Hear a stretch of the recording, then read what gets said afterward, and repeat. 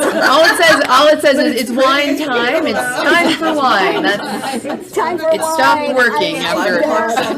And it looks good, Kara. It looks great. It looks great. That's mostly the purpose of a watch anyway, is just to look stylish. All right. Well, you brave souls, on a really rainy, drippy, cold day. Thank you for being here.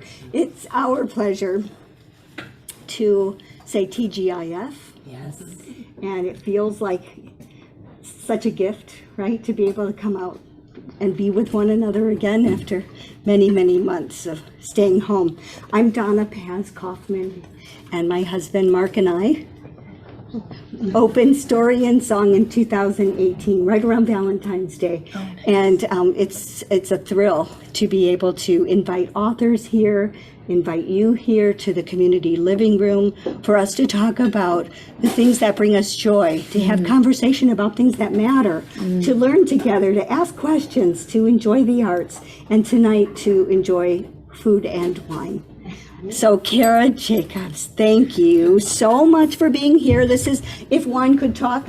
I finished it earlier this week. I loved it. Awesome. Because it seems to me, you know, in bookstores we're always saying, okay, what's the book about? Where do we put it?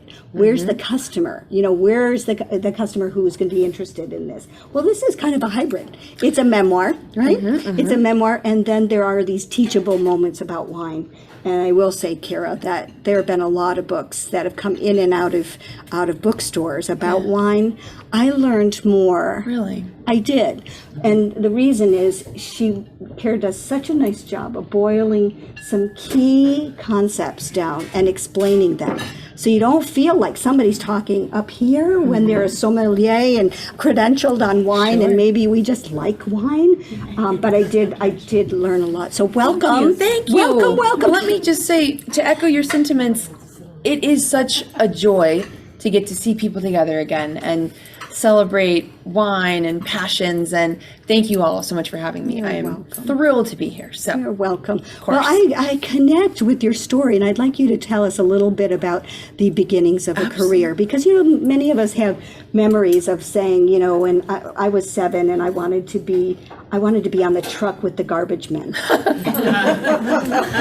Little did I know, but you know, so.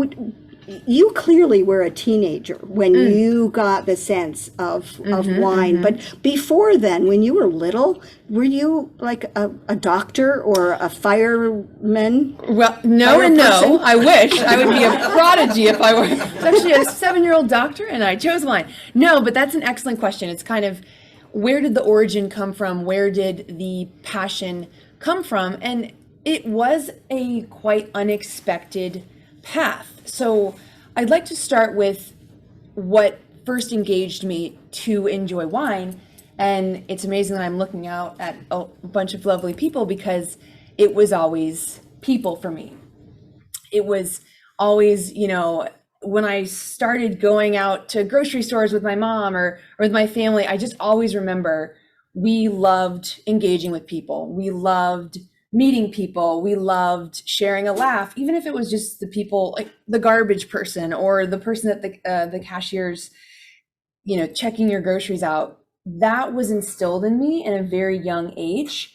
And I always knew that was a passion, is people. But the hard part is, how do you find something that you can relate to people and grow with people and enjoy that passion, but still have a quote unquote career? So that was the real seed. And then I spent my later teenage, early adult years figuring out, well, how the heck do I get to do something with that passion? So that would be the origin.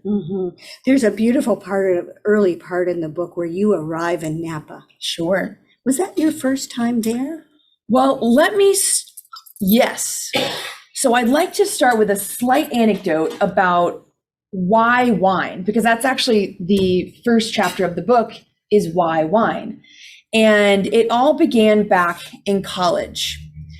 Yes. So, and you'll like this as well. Well, as Rombauer fans, right? Yes.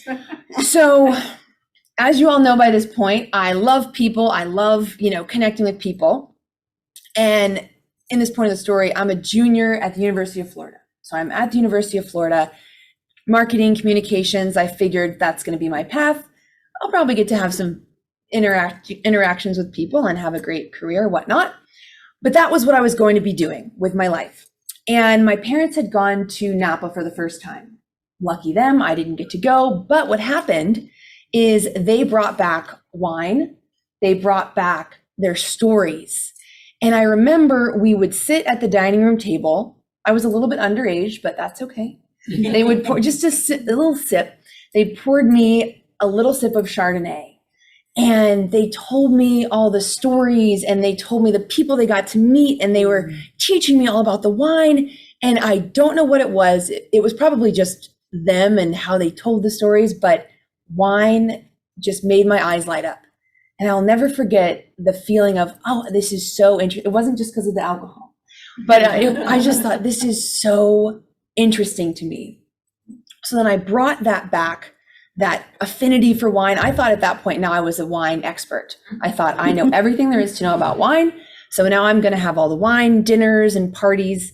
And what happened is that same type of experience I was able to create for my friends. And I remember telling the same stories and teaching people how to taste wine. I wasn't teaching them anything, but that didn't matter, because I remember seeing what I think my parents saw in me is their eyes would just light up. And we could then connect over wine, and then that would obviously lead to creating memories together and just having closer friendships. So wine to me was that vehicle for connecting, and it was that light in people's eyes that I promised myself I wouldn't stop looking for and wouldn't stop trying to create that. So that at that point I decided wine is my way. So I knew I loved people, I knew I loved wine, but how did I get to Napa? How did I make that decision? Should I keep going, Donna? Sure. Okay, Donna's like, should I ask a few more questions? She's checking her. My watch doesn't work, so we could be here for a few hours. Sorry. So why don't we hear a story? Yes. Because we've got the We do have wine. We do have queued wine up here for 4:10. So we'll be a 4:10. little late on that. Oh no, we got to get them wine, Donna. Okay. All right. We don't want a crazy crowd. We can go ahead and pour the Yes. wine, and we'll keep telling the stories. Perfect. So tell about how you got to Napa, but Yes. describe those Yes. magical moments when you got there. Absolutely. So we're going to get some wine in your hand, and I will say it really, the moment I decided I'm going to try to get out to Napa to work as a marketing major from the University of Florida with no wine background at all, it was a mother-daughter lunch. As many of the problems of the world are solved at mother-daughter lunches. And thank God we have a nice crowd of ladies and gentlemen. But what happened was I had a big roommate issue. Has anyone had a roommate issue in their life? Yes, we all do. And basically I was just kind of going through this existential crisis of, what am I doing with my life? What am I going to do? I was emotional. And I was talking to my mom at lunch. And she asked a very poignant, important question. She said, what would you do if you could do anything? And I really, you get asked that question, what could you, and you don't really think about it. You don't really think about your answer. But that particular day, I sat back, I thought about it, and I said out loud to my mom, who I'm about now 4 weeks away from graduating from the University of Florida, I say, I would move to Napa Valley. I would try to work at a winery. I would learn about wine, and I'd be around people all day. Any sane person would say, you've never been there. You don't know anything about wine. You are majoring in something else. And that's just a crazy dream. That's probably not going to work out. But my mom was not like everyone else. The only thing she told me was do it. And that was it. So she said, do it. And I sent my resume out. I sent my email out. I went probably to close to almost 50, 60 different wineries. I got 3 responses, which made sense because I had nothing really to offer except a lot of enthusiasm. And I ended up getting a position with a winery called Inglenook, which was a Rubicon, Niebaum Coppola. So it's this beautiful chateau. And I did drive out there. And Donna, to answer your question, now I'm in Napa, and the first things you get to see, just the vines, but I was still very apprehensive because I didn't know what it would lead to. I didn't know if this was just going to be a position for the summer or for the rest of my life. But I will say the beauty of, thank you, Mark. The beauty of Napa was something very unmistakable, and driving up to the winery that I was going to work at for the first day and the first time is also an unmistakable memory as well. But that's a little of the how I got there. She goes into it in a beautiful way in the book, and it goes pages. Yeah. That the explanation and the description of the arrival in Napa. Mm-hmm. Do you want to read us a little segment before I would we get love the- to. I would love to. So, you would like a little bit of the kind of looking at the chateau and looking at some of the different Napa moments, or whatever you have picked out? Well, I have a few items. I would love to tell a quick story. So this intertwines. So at this point, I'm at the winery. I'm doing my job, and this story is just kind of help highlight some of the magical moments and some of the unexpected moments that happened while I was in Napa Valley. Right. So after the tasting, I was back to more menial tasks requiring no wine knowledge. I was wiping down the tables in the courtyard when a four-wheeler zoomed toward me. I assumed it was a vineyard worker tending to the vines. I was standing by a metal chain that blocked off the access up a hill leading to the vineyards at the back of the property and the owner's home. The man on the four-wheeler came closer and closer, and I strained my eyes to see a somewhat older gentleman. For a brief second, I thought the vineyard worker looked a lot like Francis Ford Coppola. However, there was no way a world-famous director would be speeding toward me on a four-wheeler. The mysterious man continued barreling toward me. The driver came to a screeching halt 3 feet away from me. As I hopped back a few inches, it dawned on me. I was standing 3 feet away from the legendary Coppola. I had only seen pictures of him. I stood entranced and didn't dare speak. He stared at me with the engine idling. He looked at the chain and then looked at me. We were silent for a few seconds. He asked if I could help him out, looking at the chain. I rushed to remove it, and I held it as he began to putter up the hill. Slowing almost to a stop as he went by, he looked me up and down and said, "You're new here, huh?" My mouth stopped working. Just as he was about to completely pass me by, I managed to say, "Yes, I'm from Florida." Like Francis Ford Coppola cared where I was from. He glanced over his shoulder and said, "Welcome to heaven," and told me he would see me around. Some unexpected moments of my first week in Napa Valley was definitely one of those. But that kind of thing kept happening, and I lived through my first earthquake about a month in, and I got to see the hot air balloons that would, take off and land in the early morning. And you keep seeing all these really momentous, different, unique things. And that was, I think, part of why I fell in love and continued to want to study wine, is because it opened those doorways. It opened a lot of my mind and a lot of my heart to some things I never thought I would get to experience. So that was it. But at this point in our story, I'd love to stop there and then get into some education for you all, because as Donna mentioned, Donna, give them one too. Everybody gets wine. I know, let's do it. But as Donna so eloquently mentioned, the book does go back and forth, and it is a hybrid between moments where you get to see into the stories of my work with wine and of falling in love with it and the ups and downs that happened with the study of it, but then you're going to learn as well. So each chapter is broken into 2 parts. Personal stories, like we're talking here, and then your wine education, which I'll give you now. And then we will learn all about this Pecorino, the Pecorino grape from Italia. Yeah, so let's go to Italy. Yeah, let's do it. Let's talk. Okay. Yes. We'll I'd go love there to. just briefly. And Yes. this is like a little sneak preview, because I'm going to give you these later, but we have a new program starting 4 times next year. It's called Wines and Wanderlust.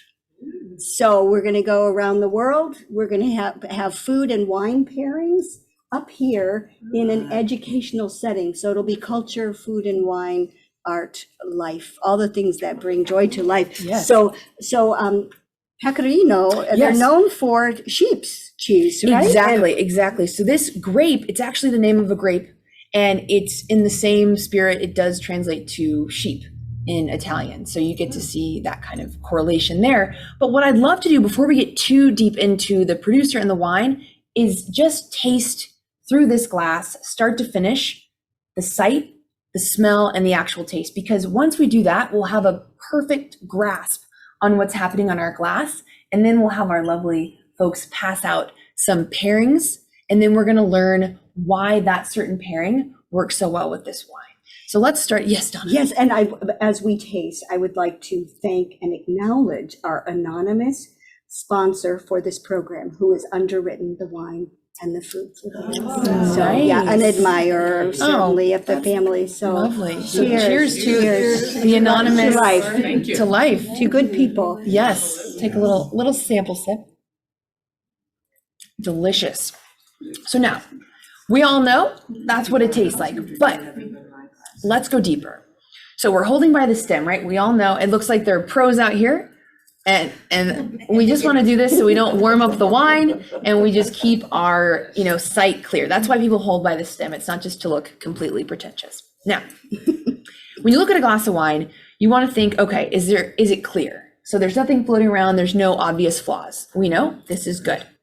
Next, I always recommend holding the wine away from you like this and putting your fingers underneath it. And that helps to check the color and the concentration of a glass of wine. So obviously we can all see our fingers, right? Mm-hmm. It's clear, it's low, pale concentration, but that helps us to discover, is this wine a deep yellow? No. Is it a more straw, or is it really, really pale white watercolor? What do you think? It's pretty pale. Yeah, so we'll go with that because it's not white water, but it's not deep yellow. So this is a great example of a straw color. Wines, nice, straw back there. So wines get their resulting color because of the genetics of the grape and the skin. So we know the Pecorino grape, grown in Marche, Italy, will give us this color of wine. Next, let's do just a quick little mini, can we all do a little twirl for me? Mm-hmm. Swirl. So this is gonna do two things for us. It's going to help enliven the wine, but also, does anyone see a little bit of a film, maybe a little bit of a leg forming on the sides of the glass? Yep. This is very important because this was the first thing I learned about wine, Donna. Okay. I learned that the legs are the most important thing that can give you all the answers to wine. So I said, I know everything. So I went to Napa and I did my first formal tasting. And I thought I knew about wine. And they asked me, Kara, what do you think of this wine? And I said, the legs. And they said, okay, but what do you think of the wine? And I said, the legs are great. And I very subtly realized that the legs tell you nothing of the quality or the character so much as just alcohol content. So all the legs do, and our lovely, what was your name, sir? The man in the room? Mouthful of wine. David. Yes. So we were chatting earlier, and he kind of helped illustrate that point, is that he can kind of guess the alcohol by looking at the legs. And that's a great point to make because that's all they tell you. So the legs, if they're fatter and slower, there's more alcohol in the wine. If they're thinner and faster, there's less alcohol in the wine. It can also work with sugar as well. And that's your only real point to make about them. Because if I bought a $2 port from the gas station with high alcohol, it'd be beautiful in the glass, but it wouldn't be very good. And vice versa with different wines. So you can also, now you kind of know, you can kind of spot people that might think they know more than awesome. So we know this one's got a moderate alcohol, not too much, not too little, pretty standard. So now go ahead, put your nose in the glass for me real quick. Okay. Now hold the glass right here. Can you smell it from here? I can't smell a thing. No. So if you could smell a glass of wine from this level, it's powerful, highly aromatic. So we know this is not that. Hold it up to your chin, please. Can you smell it? A little bit. Very little. So this would be more of a moderate. So this is not even that moderate intensity of aroma. So now stick your nose right in there. Now we can get it, right? So this is a more delicate aromatic wine. So it's not giving you a lot of aromatics, but we're going to help it out once again. So do one of these again for me. Be careful, don't splash on your neighbor. I've actually been overzealous at points teaching as well. And I go and it splashes and they think she doesn't know anything. It's okay. Anyway, so now smell it. Does it have a little bit more character? Has it changed? Yes. So we're able to pick out more of what are called the aromas or the esters, because oxygen relaxes and what's called aromatizes what's in the glass. So that's what we've just done. So now that we've aromatized, we've woken the wine up, let's actually start smelling for fruit. What fruits do you smell? And I tell you what, it's always funny, but if anyone says grapes, I'm leaving. One person without fail, every time I say, what fruits are you smelling? Grapes. I'm like, great. And I always have to laugh. There's always one. Did you work in the wine tasting room for many years? So you heard all those jokes. I heard all the jokes. I probably told all those jokes. But I was in the tasting room for a few years, yes, and I got to learn a lot. And this is kind of how I was able to develop over time this process and learn more about it. But can you smell apples, pears, tropical fruits, apricots, anything jumping out, bananas? What are you getting? Apples. Yeah, maybe a green apple. Maybe like apple, pear, a little bit of citrus, right? Is there just a touch of this kind of lemon pith? But here's what's interesting. Because we're in Italy, because we're dealing with this grape, it tends to have a more restrained tart nature. So that's a little bit of the fruit smell. But is there something else that's driving this wine smells? Is there anything mineral? Is there anything vegetal? Anything you're smelling that's not a fruit in here? Does anyone get the slightest wisp of a fennel?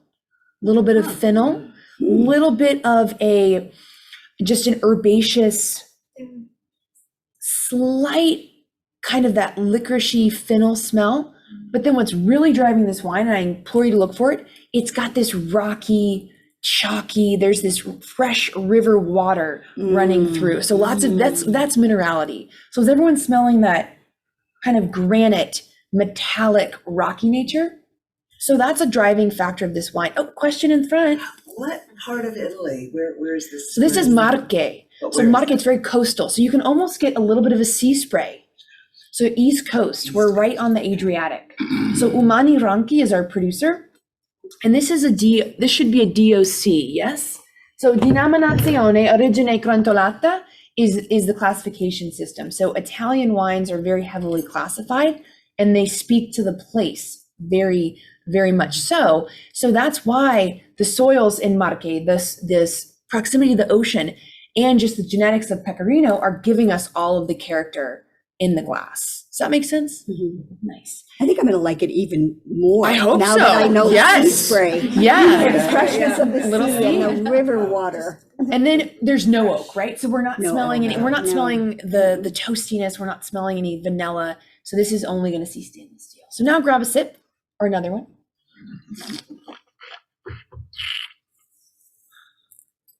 So what we look for now, and all these pieces we're going to put together, and that's what's going to tell us why do we like it if we like it, and then how do we pair it. So on the palate, I want you to think about a few things. Is it dry, off dry, or sweet? Is it lusciously sweet?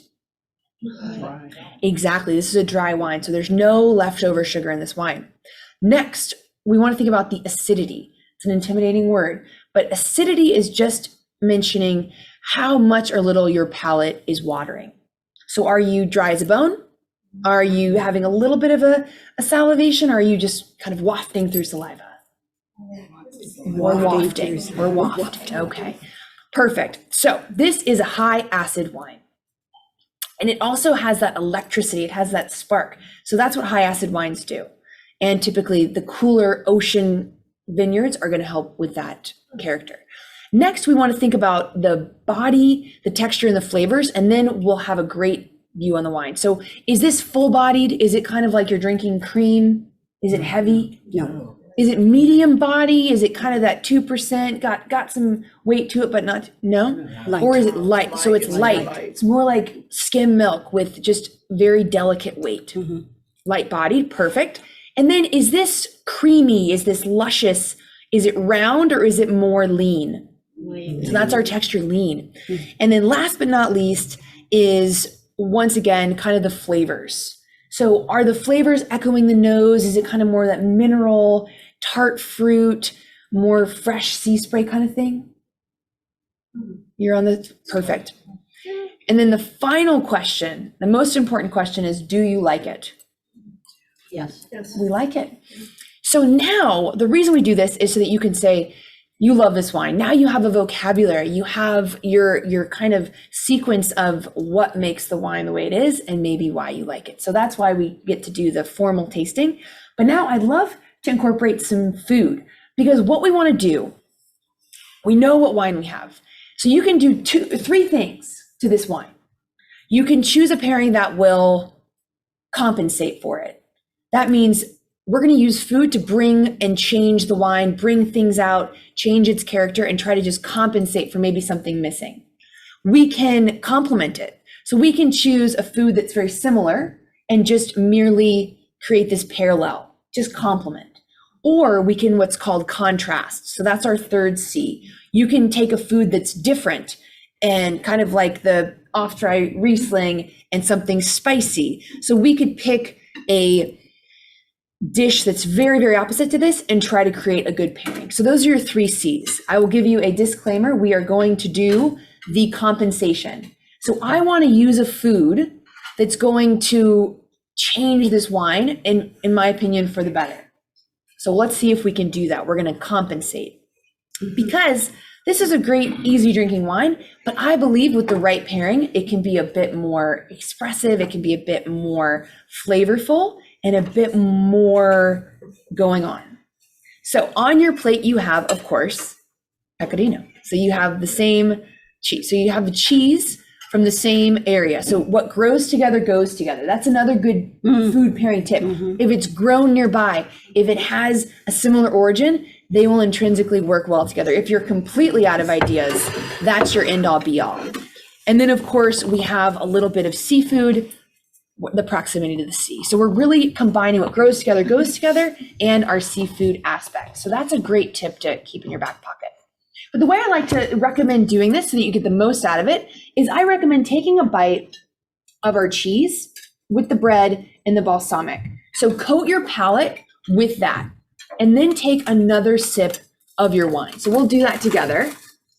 And then we will talk a little bit about what happens here. Delicious.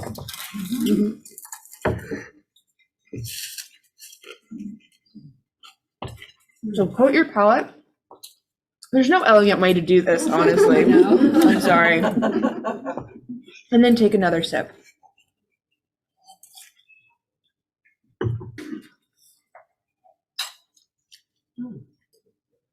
Did it change? I'm seeing good open eye nods. It's always a good sign.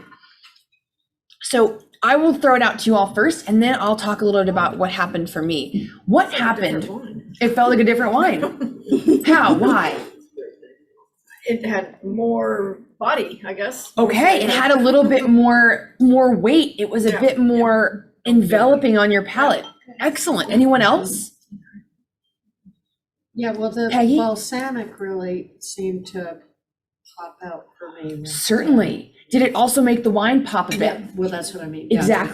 Exactly. So we're almost, it feels like Inception. We have a pairing within a pairing. Has everyone seen Inception, or did that go over our head? Anyway, but it was a pairing within a pairing, which is really cool too. So why did this happen? We got more flavor. Oh, go Mark, go. Nice. We love Mark. Hey, Mark, come here for a second. We're going, Mark. But we know the flavors came out, the body changed, the balsamic created a pop. So what happens is our friends in this pairing are salt and fat. and then the acidity. My favorite. I know. I think if we do that every day, you're welcome, Peggy. Taking care of you. But why they work so well with this wine in particular, and why the balsamic adds a pop, is because the salt brings out more flavor. It just, in any wine, if you add some kind of salty element, you will get more flavor. But then the fat, because this is a higher acid wine, the fat was able to take away some of the feel of the acid because it went to work on the fat. And then you just felt more of the weight and the flavor of the wine. And then the balsamic was almost more of our complement, right? So it had the same sharp, lifted kind of character. So that's when you complement, you do get that pop, that brightness. So we were able to get to see both together. Fun, right? And then the shrimp, did anyone do the shrimp? You can dive into that one now too. So we'll see how our shrimp, and this is some herbs on there, yes? Yeah, I was just going to ask Rebecca to talk about the shrimp. Rebecca, hit us. The parsley. Oh, sorry, got you with the mouthful. Rebecca did our cooking today. So this is shrimp from Atlantic Seafood, which if you're eating shrimp here at Story and Song, it's always from Atlantic Seafood. We picked it up this morning. It's freshly cooked just within the last 40 minutes. And it's got a very simple sauce, doesn't it, Rebecca? A lemon, olive oil, parsley, pepper, salt. Nice. Yeah. Simple. And I love that you said lemon, because I would say this one more so is once again that same complementary side. Did everyone experience less of that voluptuous change and more of a pop? Yes. So now you know, if you understand your wine, and if you understand that general premise of complement, compensate, or contrast, you can create what you want to create. So say you prefer a wine to pop and flavors in the dish to pop in the wine, you're going to always want to try a complement. But say you want to create smoothness, say you want to create kind of this more full feel, you're always going to want to try to do that compensation. Very good. And there is a section on the 3 C's in here. If you're not taking notes, which is fine. But yeah, so that is what I've really enjoyed getting to do with a career in wine, as well as moments like these, just very mind-opening. And that's what wine does so well, that, and food, obviously, it's that you can talk about it and discuss it and share it, but it hits all the senses. So we've really hit all of our senses just in this last 10 minutes, which is great. Tell us about Italy. Sure. Your travels there. Yes. I mean, you speak. I guess I should have change. such a nice pronunciation of the wine and the region and all. I was going to show us a picture. Oh, that was Zinglenook. So there's Zinglenook, by the way. Oh. I was going to take you to some vines in Italy. That's New York. Vavavoom. Yeah. So this is from Italy. That's me. I feel like it's like a family photo album. You're just like, we don't care. No, but yes. So Italy, I would say one of the more welcoming countries in terms of just their culture. They're kind of always embracing you, ready to have you come in and taste the wines and eat the food, and just obviously gorgeous scenery. And that's something about wine that's unique as well. There's just always this potential to go out to a different country, go out to a different culture. And it's automatic. When you go into a place you've never been, people you've never met, there's just this automatic connection to each other and this appreciation for their hard work. And then they appreciate me for coming and traveling all the way to just try to taste and experience what they've made too. So it is a beautiful part of wine to get to travel for it as well. So that is pretty rocky. Right. Talk a little bit about that soil. So this is more in the Apennine mountain. So there's a spine that runs through Italy, the Apennine, and this is going to be more that type of vineyard style. So there is a bit more of what's called slate. So more rocky soils, more mountainous terrain, higher elevation. So this is a great highlighting point. I'm glad you asked, Donna, because this vineyard is planted and well suited for this area, but the vineyard for Pecorino, the grape you're trying now, it would not do as well here. So that's what makes vineyards so important, vineyard placement, and then what's called terroir. So terroir is describing everything you're seeing here and how they work the vine and the soils and the wind and the clouds and the mountains, how all that comes together to give you a resulting style of wine. And to converse, this vineyard would have been more, once again, coastal, closer to the ocean, sandier soil types, a cooler, more wind-driven environment. And that terroir leads to this style of wine. And that's why when you have a cab grown in US versus say France versus say Australia, that's why a cab has similarities. It has a common chord, but where the intrigue comes is because of those different conditions in every place. And vines are very susceptible to those subtle changes. That's why a cab from Napa will taste different than a cab from France. And the genetics are the same for the grape, but the styles are different as well. I love that word, terroir. Terroir. And you can say it, and you can say it very French, terroir. Really pronunciate. Hopefully there aren't any French people here. And then I usually follow up with par français, and if you say no, I continue, and if you say yes, I stop. But I would love, so now that we've gotten a little bit into the kind of scholastic side of things, would you like me to speak a little bit about taking that leap from the just pouring wines by the glass to becoming a sommelier? Sure. Tell us the story. Oh, yeah. Yeah. Okay. Well, At what age did so- you actually get the certificate? So I Howard. was actually young. I was younger. I was 24. I think I had just turned 24 when I did become certified as a sommelier. But the story it happens back in Napa, right? The beginning of what do I really want to do? So I was, doing the very menial tasks, really trying to get my feet wet with wine. I knew I loved it, but I'm sure we've all had those moments to where you think, I love what I'm doing, but this might not make sense. This isn't making any sense. Maybe I should go back to the safe designed route. So I had the doubts. I had the doubts of, I don't know if I should be in Napa. I don't know if I should be working with wine. So I go to try to interview for a job that will suit my major. So I go to Disney. Oh, God. Because I wanted to do marketing, I wanted to do communication. So I drive all the way down to Burbank, and I had met someone at the winery that was kind of an up and up in Disney. He said, "Oh, such an interview up for you." I said, "Okay, this is it. I'm just gonna try to get this job and start a real life. I'm gonna do it." So I go to the interview, named Marsha Reed. She invites me in. We talk. I've got my, interview. I still was fresh from college, so I still had that spirit of, I'm going to get this job. And then I remember her asking about Napa and the winery, and I just went into it. As you can imagine, I like to talk. So I talked about it all, and then she kind of stopped the interview, and she said, "Kara, you seem to really love wine. What is your real passion? What is your passion?"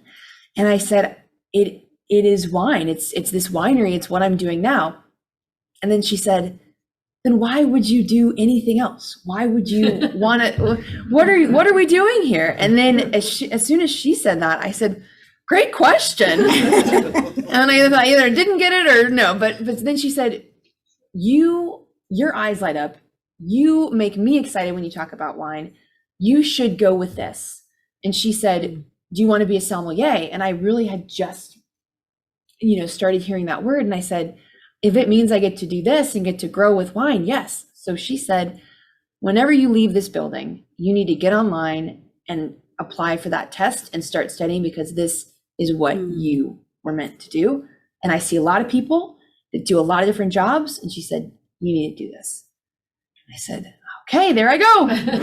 So that was really the moment where I decided. She was a very smart woman. Yeah, she had a lot of insight. Yeah. But would you mind if I read one more part? Yeah, Okay. please do. So now I went for the test, and this is the part where I was really waiting to see. I had studied for months and months and months and gone through ups and downs with studying. And I'm in San Francisco and I'm with a girl I had just met named Claire. She took the test as well, and we're getting our results. So I'd love to share a little bit about that. So Claire and I were sitting next to each other. We gave each other a final nod of support. I gazed downward, yearning to hear the familiar sound of my own name. He called name after name. After each one, I felt my heart sink. After what felt like 2 hours, I noticed the minuscule stack of certificates left in his hands. He called another name, and then one certificate remained. I looked down again, and that time it was in despair. I had accepted defeat in my mind, but I racked my brain trying to recall when the next round of testing would be. I made up my mind. I would just sign up again as soon as we were let out of the banquet hall. Then the leader stopped to speak before saying the last name. He exclaimed the last certificate was reserved for the person with the highest score and the recipient of the Walter Clore Scholarship. I didn't even know it existed. As he said those things, a pang of jealousy ran through me. I would have given anything at that moment to be the name on the last piece of paper. He called the name. Just like in the movies, everything went into slow motion. I looked up at Claire. She had a huge smile across her face. He had called my name. A master sommelier called my name to say I had achieved the highest score on the exam. I didn't have time to process what had just happened. I went from thinking I had failed miserably to realizing I had done better than I'd ever thought possible. I walked to the front in a state of shock. The pure feeling of elation running through my body was unforgettable. As I returned to my seat, the leader said the final goodbyes and congratulations. I sat staring at my name on the certificate. However, a realization came to my mind. Claire hadn't passed. I almost didn't want to meet her eyes. I was disappointed for her and couldn't stand the thought of seeing her melancholy face. I looked up and saw something that deeply impacted me. She was still beaming. When we caught each other's glance, she mouthed, "Great job." It wasn't a fake or empty gesture. She was truly thrilled for me. There you go. How nice So to have a friend always like that. Yes, and it was just it starts with wine, and as we discover, as hopefully when you read the book you discover, it's as much as it is about wine, it's not about wine as well. It's about life. It's about life. Yeah. It's about the relationships you find. So show us the rest of these photos. Yes, let's And then dive if you have through. any questions, we'll dive into those. Please, yes, question. That's New Number York. one, what's involved in the test? And Yes. Number two, what is the percentage of women who are sommeliers? Excellent questions. So the exam, I will never forget it because it's a long one. So they ask you to do 3 very specific sections. Number 1 is a written, endlessly detailed question exam about anything you can possibly think about in the world of wine. Grapes, wines, regions, math, wine programs, everything. So you do that. And then you have to do a blind tasting. So they put 2 glasses of wine in front of you, a white and a red, and you have to tell them, or write, it's written at that point. And you have to go through all the aspects, what we just did, but you'd have no idea what was in the glass. So you have to do 2 blind wines and nail them. And then you have to do a service portion. So you have to serve a seated master sommelier, which you can imagine you're very nervous, right? They know everything. And you think, I don't know anything. So you have to open up, and it seems easier than it is, open up a sparkling bottle of wine silently so that it cannot make a noise. And then you have to do all the elements of service as he or she is firing questions at you. What's this pair with? What's that pair with? How many months does this wine age? So they're just firing questions at you. So you're just thinking, I am so nervous right now. And you have to do all that. So that's what you do. And then you wait another 4 or 5 hours, and that's where Claire and I got to just go explore San Francisco, but they deliberate, they tally, they see who passes and who fails. But the pass rate in general for the different levels is typically between 25 and 35%. You'll get the pass rate. And then women, it's definitely always less than half. I mean, out of, let's say, more like 5 to 10% are going to be women as you go forward through the ranks. And in master sommeliers, it's very minuscule percentage as well. So between 10 and 15 out of the whole collection of master sommeliers in the world. Wow. Yeah. Let's go, ladies. Let's work. Let's get that up a little. Is Yeah. that because of the number of women who try, or is it more difficult for a woman to succeed? Well, I don't believe there are barriers that are put up against women. I just think by the nature of the studies and the nature of lifestyle. I mean, you have to think women can typically have a different set of responsibilities that they have to take care of. And it really does come down to, it's just hard to have the kind of lifestyle you need to be a master sommelier, to continue your studying as a woman that might have other goals. So you really do have to work in a restaurant weird hours for a lot of portion of your life. So that can deter a lot of ladies to say, oh, I can't do this. So I would say the lifestyle and what is required of that is more difficult to contend with. And then if we had more time, there is another dynamic to the story about, there are a lot of movements within the Court of Master Sommeliers, which I'm a member of, that is trying to prevent against any potential prejudice in a lot of different ways. So it's been an interesting dynamic as well. It's definitely alive and well that there is some kind of movement for inclusion. Yay. We'll see Always good to how hear. that works. So where are we right So now? this is Inglenook, actually. So this is my first winery. So that is what I first saw when I began work for, without not knowing what would really happen. And that was an easy place to fall in love with wine. As you can imagine, it just had this, whenever I stepped back or whenever I actually got to do something much like this, where I read from the book and they're actually selling the book in the gift shop. So I talk about full circle, talk about an amazing experience. So love Inglenook, love getting to do more work with them, even in this context as well. And then I would love to show one. Oh, that's my mom. She's actually, but I want to show the New York photo because that does lead into, so that's the stairwell, the famous stairwell. Okay. So I would love to chat a little bit about New York because Donna, you had asked a really important question when I first came, is what's the wine industry difference between the West Coast and the East Coast, right? So what's the difference there?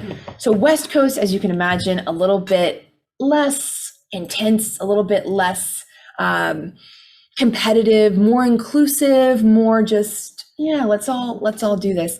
And New York City, so to continue briefly on with the story, I became a sommelier and then I decided I want to keep moving forward because there are different levels and you can achieve higher levels of education and in different parts of your career if you move forward. That's what I was told. So I decided I'm going to move to New York City. I'm going to work in a restaurant. I'm going to become a master sommelier. I'm going to keep moving up and everything's going to be great. And as you can tell from that background, and hopefully the energy of this picture shows you a lot of distractions in New York, lots going on in New York. But I would, to illustrate the point, if you'll have me, I would like to read one last story that illustrates the point of how New York is different than Napa. Okay, so let's dive in, and then you'll get that. You'll understand. Okay. So once again preface, I am working at a restaurant called Myalino. I don't know if anyone's been there. It's Gramercy Park. And I got the job when I was in Napa. And I was under the impression, I was hired because I was a sommelier at that point. I was hired as a sommelier to work in this restaurant and everything was going to be great. When I got there, that was not exactly what they had in mind. No. So I didn't realize that when you worked at a restaurant in New York for your first job, you worked as what's called a runner. So it goes dishwasher, runner, everyone else. So that's what I got to do when I first began. And I desperately wanted to learn from the sommelier team. I desperately wanted to be on the sommelier team. So I was trying to get a mentor. I was trying to have someone help me out, right? And show me the ropes. So I thought Kathy was going to be my friend. This is Kathy. So Kathy came up close to me and I opened my mouth to say hello, but she immediately spoke. She told me the wine community in New York was a very small place, and she knew I was telling people I was a sommelier at Maialino. She made sure I knew to watch out in this town because a lot of people didn't make it. I had to visibly shake off my disbelief over what was happening. There I was, a sweaty runner, bending over a dishwasher, polishing silverware. She stood before me in a distinguished outfit, freshly polished wine glasses in her hand. I assured her there was some kind of mistake. I didn't want to cause any trouble. I made sure she knew I only ever said I worked at Maialino and I was a certified sommelier. I apologized if I had created confusion. I felt myself sinking into the steam of the dishwasher. I was motionless. The only thing she said was, "You're not a sommelier."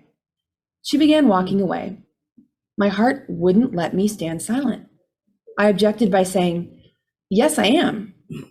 My statement made her turn back and say, "You aren't a sommelier, don't forget that." I felt a stinging heat rush over me, and this time not from the dishwasher's boiling water spray. Kathy's words cut me so deeply I physically ached. All my hard work, everything I'd been through, my love for wine were all discredited by her. "You're not a sommelier," repeated in my head until I thought I was going to be sick. I let the dishwasher's steam cover my face to mask my visibly watering eyes. I left the restaurant late that night after a double. On my usual path home, I noticed myself limping. I felt the full impact of blisters after spending 14 hours on my feet. The skies opened up, and I felt the drizzling rain on my face. The streets were empty at that hour, and I gave in to my pain. I cried. I cried over my opposition at work. I cried over the fear I might never see the day of being a sommelier in the city. I cried over the thought that maybe I wasn't meant for this. The next day, my heart ached, and I prayed I hadn't made the biggest mistake of my life. Maialino was far from what I'd imagined. My only option was to move on. I could get knocked down, but I would be damned if I stayed down. There you go. Yay.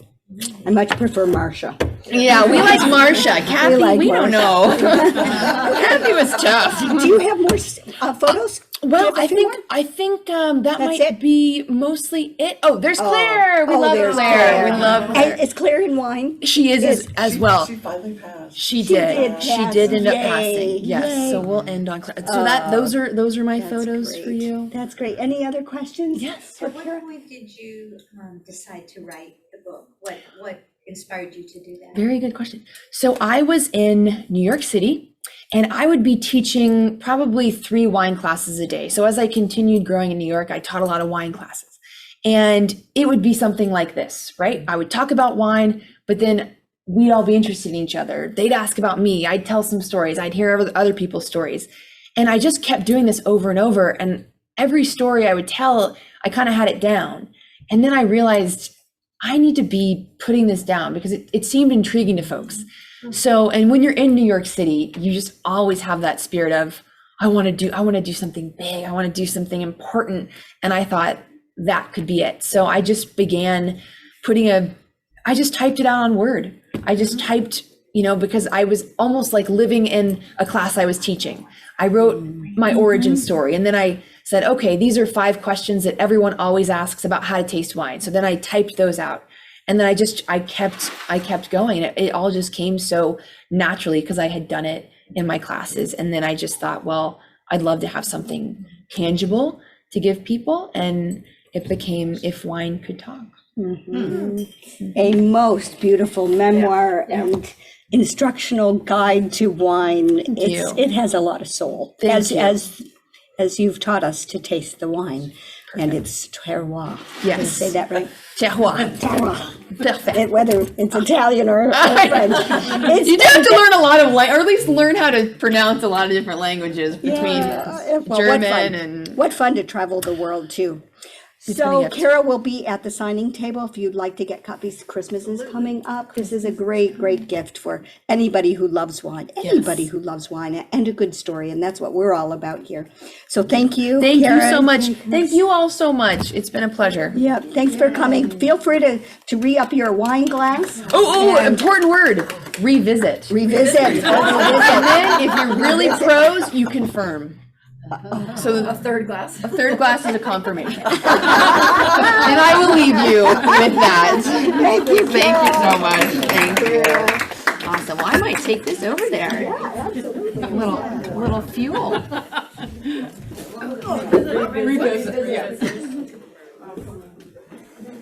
Do you need a pen?